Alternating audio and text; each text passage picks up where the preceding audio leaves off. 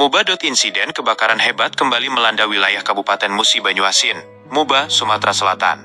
Sebuah lokasi yang diduga menjadi tempat pengeboran sumur minyak ilegal dilaporkan terbakar pada Selasa, tanggal 31 Maret tahun 2026 malam. Peristiwa ini pun mendadak viral setelah rekaman videonya beredar luas di media sosial.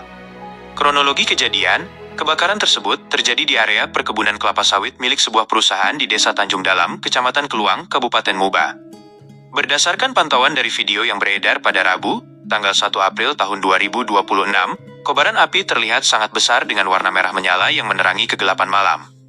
Dampak kerusakan, selain melalap sumur minyak, api juga menghanguskan sejumlah kendaraan yang berada di sekitar lokasi. Hingga berita ini diturunkan, dilaporkan bahwa beberapa unit truk terbakar habis. Sejumlah mobil hangus, bahkan api terlihat masih menyala di bagian badan kendaraan saat video diambil. Titik api tampak menyebar ke beberapa lokasi sehingga menyebabkan kebakaran meluas di area perkebunan. Penyebab dan korban, hingga saat ini, pihak berwenang belum memberikan keterangan pasti mengenai 1. Penyebab utama, belum diketahui apakah kebakaran dipicu oleh aktivitas teknis atau faktor lain. 2. Korban jiwa, belum ada informasi resmi mengenai adanya korban luka maupun korban jiwa dalam insiden ini.